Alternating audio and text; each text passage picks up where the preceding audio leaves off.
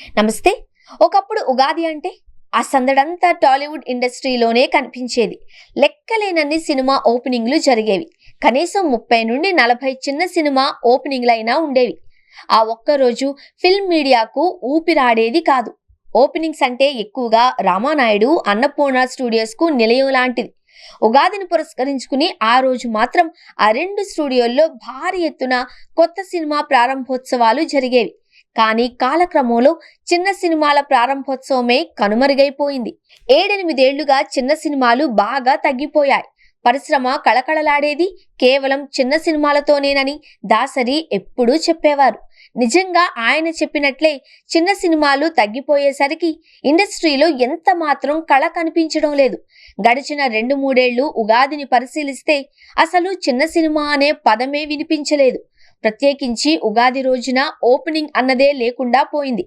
గత ఏడాది ఉగాదికి ఓ 6-7 సినిమాలు ఓపెనింగ్లు జరిగేవి. అది పెద్దగా మీడియా హడావిడి లేకుండా సింపుల్ గా లాంచ్ అయిన చిత్రాలే.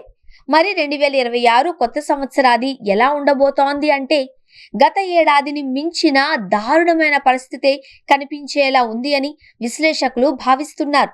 చిన్న సినిమా ఓపెనింగ్ అనే బులెటిన్ కూడా ప్రెస్ మీడియాకు వచ్చే పరిస్థితి లేదు అంటున్నారు.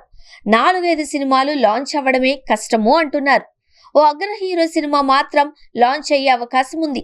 అదే పవన్ కళ్యాణ్ చిత్రం. ఆయన హీరోగా సురేందర్ రెడ్డి దర్శకత్వంలో ఓ చిత్రం లాక్ అయిన సంగతి తెలిసిందే. ఆ సినిమాకు సంబంధించిన ప్రీ ప్రొడక్షన్ పనులు ముగింపు దశకు చేరుకున్నాయి.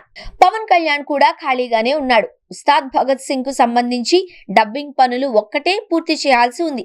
ఈ నేపథ్యంలో మార్చి 19న సినిమా లాంచ్ చేసి వారం గ్యాప్ లోనే రెగ్యులర్ షూటింగ్ ను మొదలు పెట్టాలి అని సురేందర్ రెడ్డి ప్లాన్ చేస్తున్నాడట.